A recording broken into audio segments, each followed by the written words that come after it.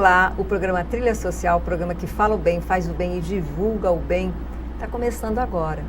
Começa agora convidando você para fazer o bem também. Nós precisamos de nos juntar para ter uma sociedade melhor. A sociedade que a gente quer lá fora, aquela paz que nós queremos lá fora, ela começa dentro de cada um de nós. Se nós não mudarmos o nosso comportamento, se nós não olharmos o outro como nosso irmão, fica difícil.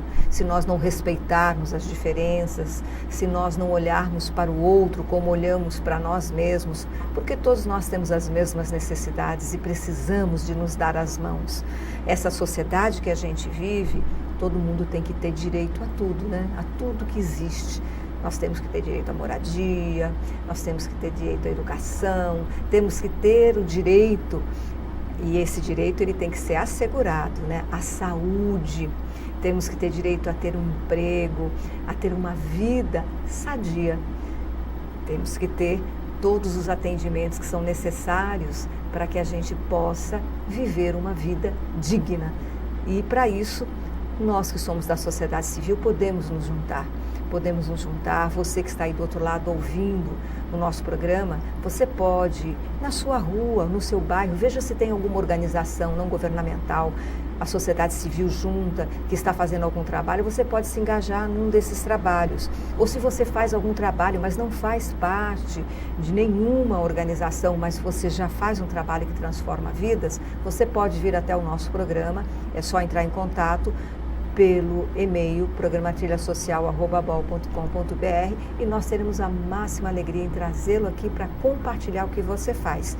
E se você ainda não sabe o que você pode fazer para mudar a sociedade, mas você tem uma vontade no seu coração de praticar, entrar na prática da cidadania mesmo, é só você entrar no Face, Programa Trilha Social, e lá você vai encontrar várias pessoas que fazem o bem, que fazem trabalhos. Você pode se inspirar em uma delas, se engajar em um dos projetos ou então simplesmente se inspirar e fazer o seu projeto. Faça a sua parte, é muito importante. A sociedade precisa de você, você faz parte dela. E hoje nós estamos com uma pessoa aqui que se ocupa desse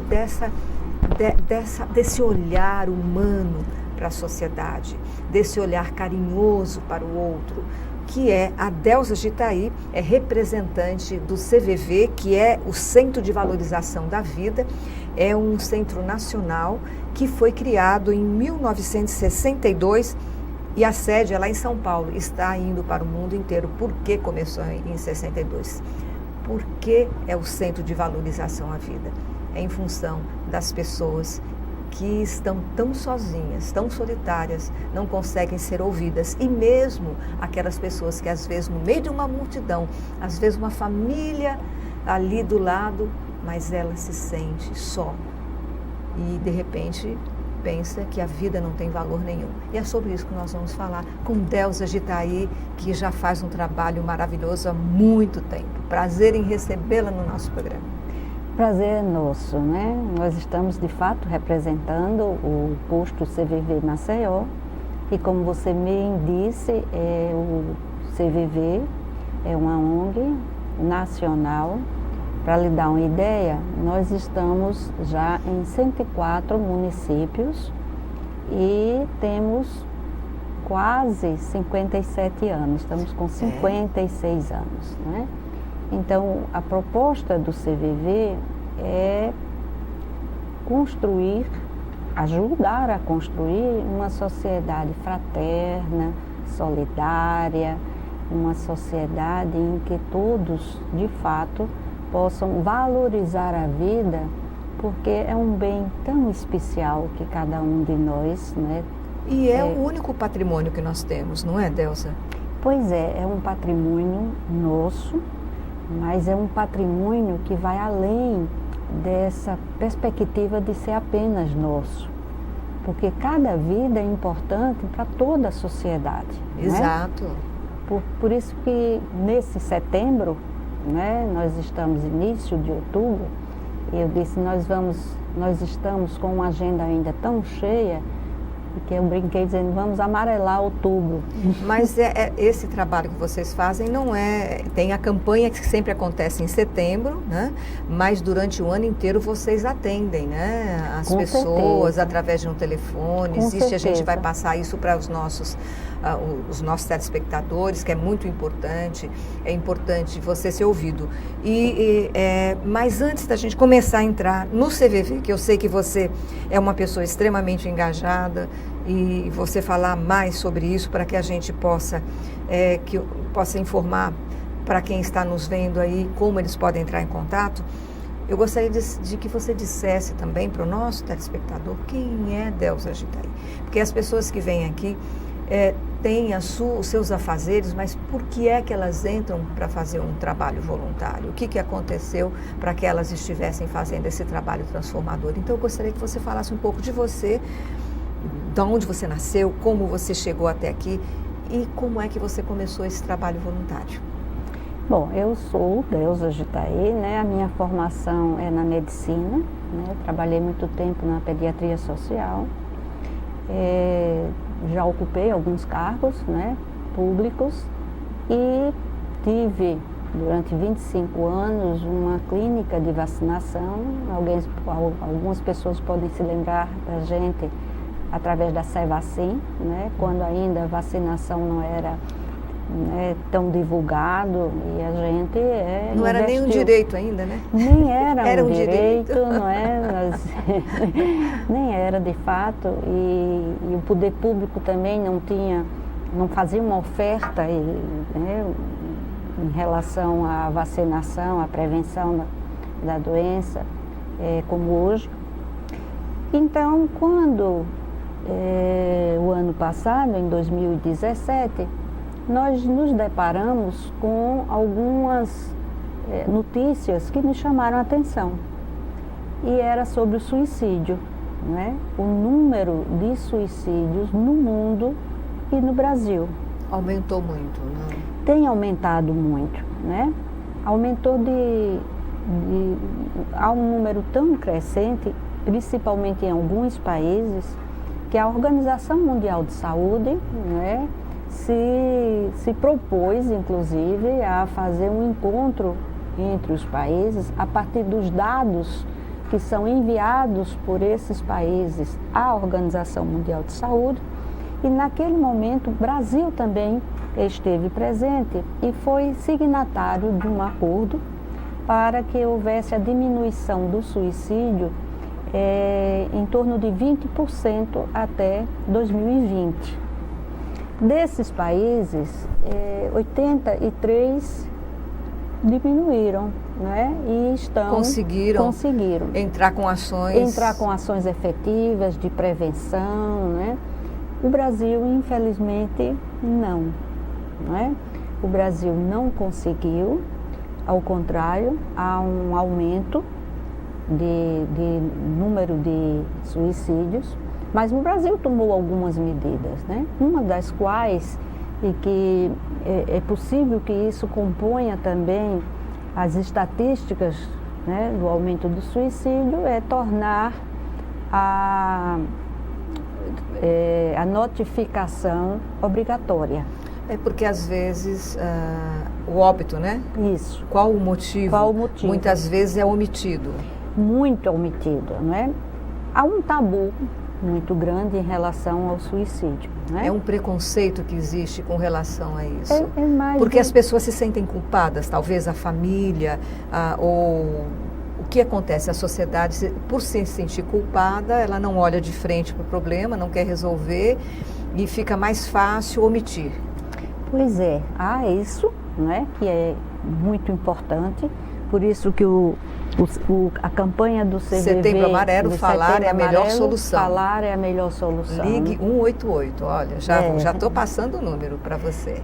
Isso, falar é a melhor solução. Quando a gente diz que falar é a melhor solução, tem dois aspectos nessa questão. A primeira é porque a Associação Brasileira de Psiquiatria e a Organização Mundial de Saúde demonstra que 90% dos suicídios são preveníveis. Isso quer dizer que de 10 pessoas que se suicidam, por exemplo, 9 poderia não ter acontecido se houvesse prevenção. Falando da prevenção, uma coisa assim que vem à minha cabeça é que a pessoa, quando ela pensa no suicídio, ela talvez naquele momento, ela pensa só no suicídio porque ela não vê uma outra... Ela quer se livrar de um problema que ela está passando. Ela não quer se livrar da vida, mas a dor é tão grande que ela pensa em tirar a vida. Seria por aí? Você tem razão, não é? O instinto de sobrevivência ou o instinto de conservação, que está em todos os seres vivos, é muito forte, não é? E se estabelece, portanto, o sentimento de ambivalência. A pessoa não quer morrer. Na grande maioria, mais de 97%, os suicidas não querem morrer. Eles querem se livrar do problema, da dor, do sofrimento. Não é? No entanto, é importante que a gente comente que o suicídio não é algo assim, acontece, fulano se suicidou, a gente não... O suicídio é um processo, que a gente chama de processo suicidar-se. Então é muito importante que a família preste atenção. Muito importante. Inclusive dentro do trabalho, né? Nós temos que prestar muita atenção aos nossos colegas de trabalho, que começa às vezes até com uma depressão, porque a depressão faz parte. Sim. Delza, uma coisa que eu percebo, às vezes, as pessoas, às vezes estão em depressão e elas ouvem coisas assim absurdas. A falta de preparo e de informação nesse sentido é tão grande que, de repente, uma mulher, ela está depressiva, ela está triste, ela não sabe nem avaliar e não sabe nem dizer por quê. Ela é uma somatória de muitas coisas que ela pode ter passado. E aí ela ouve, às vezes, do marido ou de alguém da família e fala assim, vai lavar um tanque de roupa, vai cuidar da casa, vai fazer alguma coisa, isso é falta do que fazer. Isso é uma coisa que acontece. Acontece e piora a pessoa, né? É preciso que a sociedade saiba que depressão é doença. Isso. E como doença deve ser tratada, né? É uma emergência psiquiátrica. Então, a depressão é doença. A pessoa não é preguiçoso, a pessoa não quer aparecer, a pessoa não tem ânimo, falta substâncias químicas, neurohormônios, para ativar os neurônios para viver, para o cotidiano da sua vida, né? E isso que você falou acontece. Muitas vezes, levante daí, olha, o sol tá bom, vamos no shopping, vamos no cinema. E a pessoa não tem ânimo para isso. Ela não tem força, ela não tem aquele hormônio do estresse positivo, né? Ela não, adrenalina. Ela não tem adrenalina, mas é mais ligada a outros hormônios. E ela então se sente pior, porque a pessoa sai e ela começa a avaliar, realmente eu tenho tudo, por que é que eu estou aqui? Aí ela se sente mais culpada ainda. Aí se sente pior ainda, né? Se sente pior ainda. Claro que a pessoa que fala isso está na boa intenção de ajudar. Levante daí, vamos fazer, mas não é por aí. Não é essa a forma correta de cuidar de um depressivo. Não, e tem o outro lado. Você falou que se estaria ligado. A gente claro que não todo deprimido não vai se suicidar. Eu falei antes, é um processo. Mas provavelmente... Mas a maior causa atual de suicídio é a depressão. Não é? Tá certo. Então isso é importante, porque outra coisa que você falou é o papel da família, dos companheiros de trabalho, dos colegas na escola, porque para a gente ter a atenção com o outro, que está faltando tanto, né? A gente ter atenção. Se a gente vir, né, que um filho, por exemplo, né, está se tornando mais isolado, quer ficar mais no quarto, está se descuidando da higiene pessoal, não está fazendo as coisas que gosta, não está indo jogar futebol, não está saindo com os amigos, chegue junto. Aí tem alguma coisa acontecendo. Chegue então, junto. Olhe não é com porque carinho. É adolescente, não. É verdade, Chegue em junto. qualquer idade, em qualquer idade. O programa Trilha Social vai agora para um pequeno intervalo, a gente volta já falando desse assunto que é muito importante. Aguarde mais um minutinho que a gente volta já.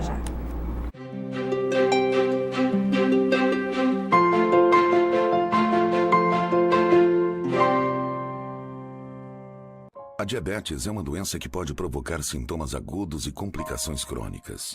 Se você tem histórico na família, idade igual ou maior a 45 anos, é sedentário ou sofre de hipertensão, procure seu médico enquanto é tempo.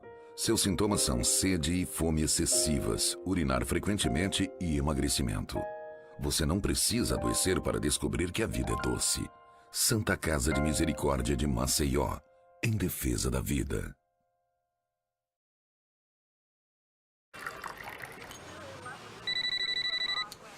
Alô? Senhora, eu lamento muito, mas o seu marido e as suas filhas, eles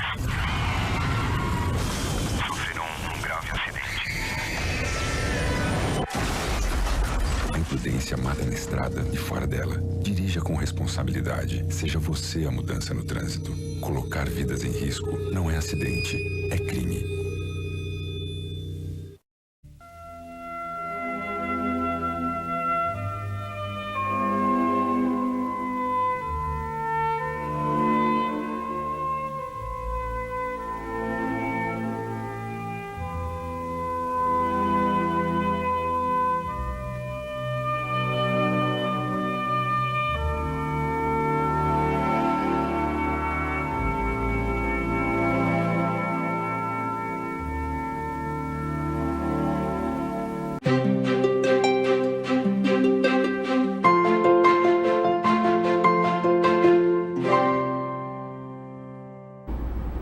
O programa Trilha Social volta agora desse pequeno intervalo e nós estamos falando aqui sobre a valorização da vida para evitar o suicídio e falando com Delza Gitaí, que é representante do CVV, que é o Centro de Valorização da Vida, que é uma organização nacional que se ocupa em resgatar, ouvir essas pessoas que às vezes estão, não têm condição de conversar até com a pessoa mais próxima, não é, Delza? É, isso mesmo.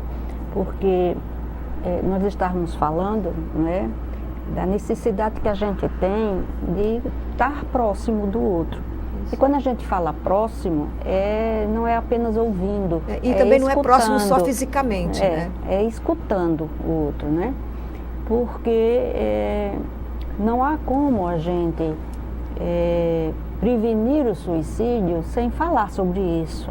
É verdade. Sem falar, sem colocar na pauta da sociedade, na pauta do poder público, não é? A necessidade de que, através da valorização da vida, a gente pode prevenir o suicídio. Porque é uma coisa muito íntima, não é? O processo suicidar-se.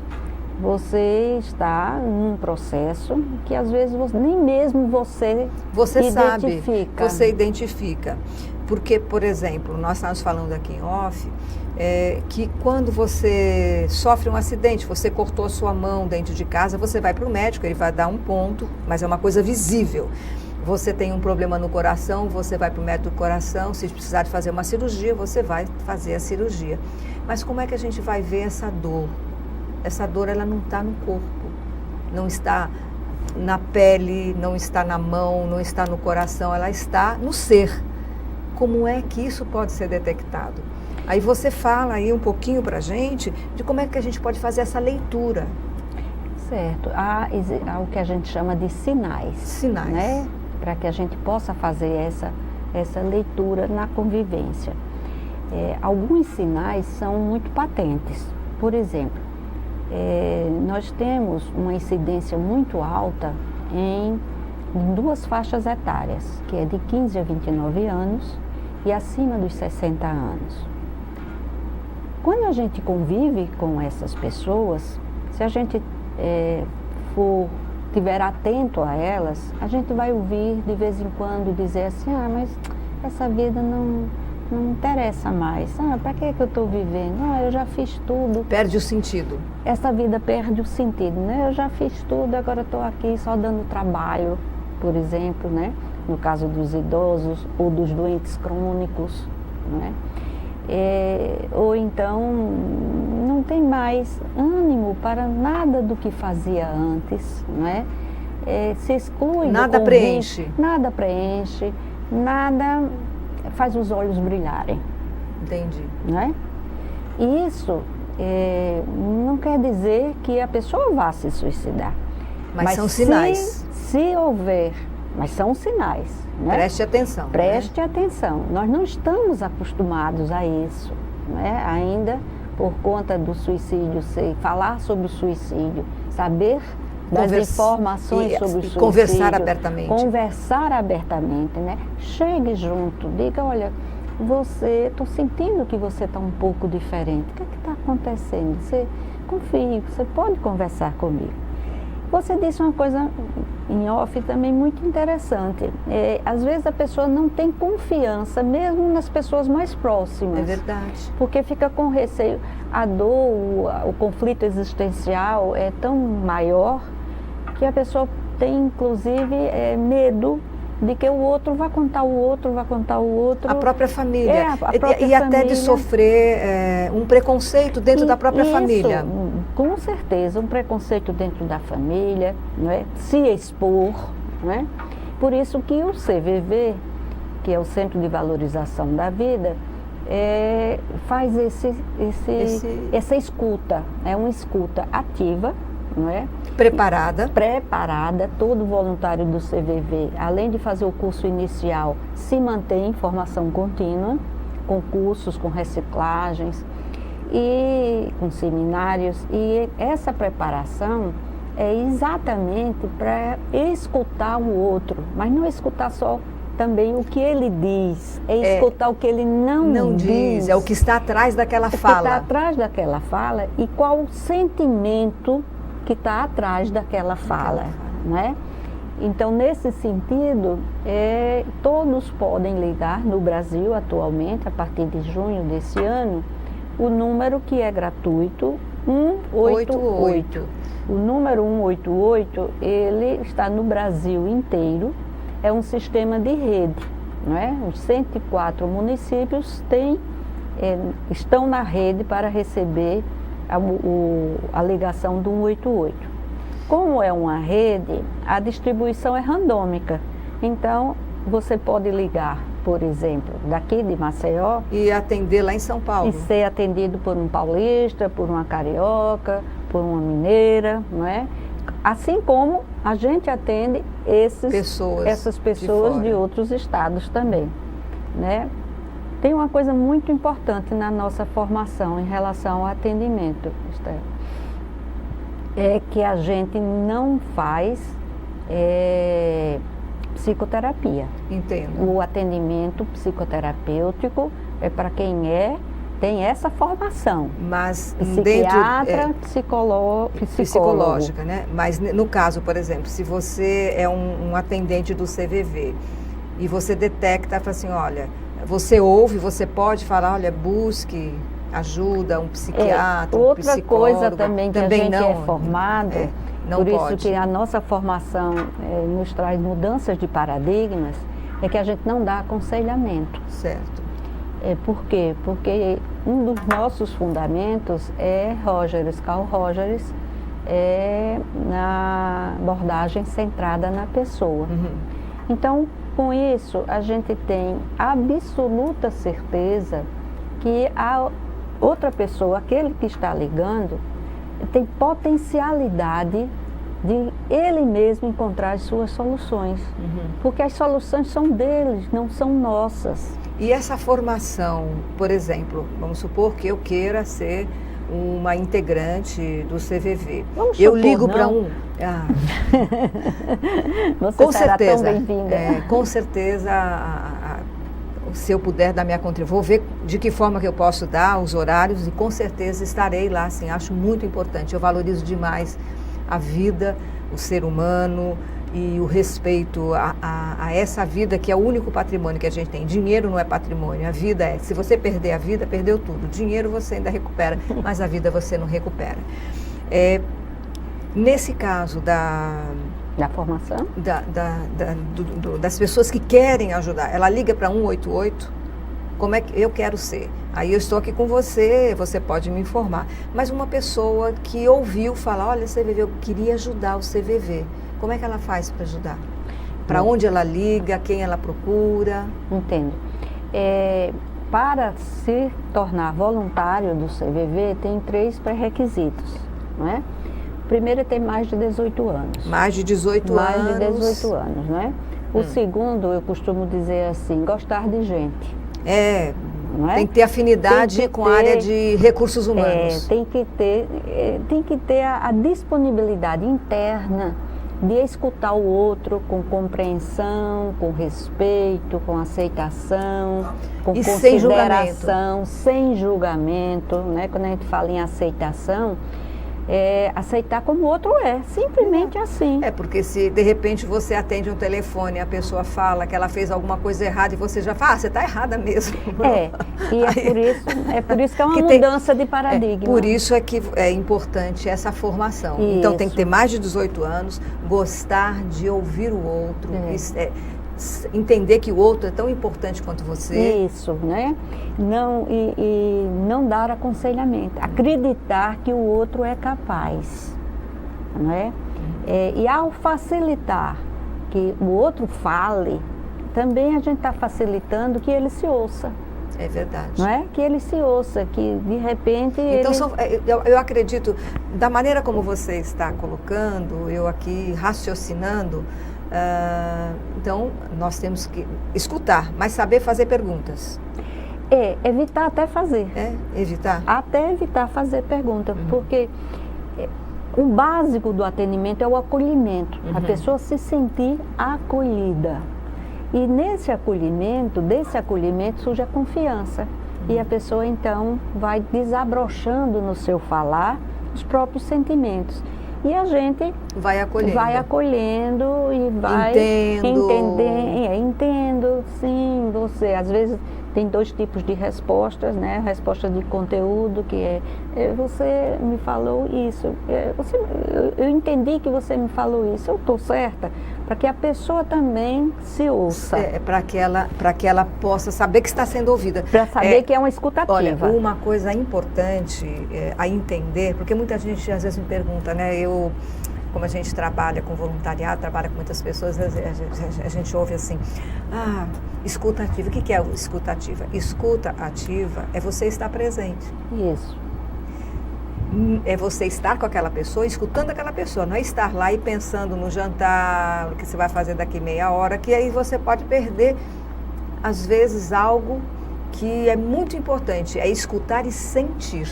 Isso, sentir principalmente o outro. Por exemplo, na sala de atendimento, onde fica o telefone, primeiro, é toda, assim como esse estúdio, não passa som, porque o atendimento é sigiloso. Isso. O que você nos falar fica entre nós, certo? A gente não pode nem conversar com outro voluntário. Pessoas. E nesse momento, nós não podemos estar fazendo nada, nem estarmos nem com o celular próximo. Isso. O celular fica em outro local. Importante. A gente está ali integralmente em relação ao outro. Isso. Não é? Então, é muito importante. Delza, a gente está chegando na reta final do nosso programa. Eu gostaria que você deixasse novamente o telefone, chame as pessoas para que elas sejam voluntárias. Por favor, eu já vou falar 188, ligue, seja voluntário. Eu também vou ligar, vou estar. Você que está aí do outro lado da telinha também pode. O meu convite não é nem só um convite, é um apelo, isso, né? Porque a demanda é muito grande. Nós atendemos, em média, 100 telefones por dia. Mas perdemos telefones porque não dá, né? Então, se você quiser ser voluntário do CVV, nós vamos iniciar o 4º curso agora, no dia 6 de outubro, às 8h15, na Faculdade Estácio.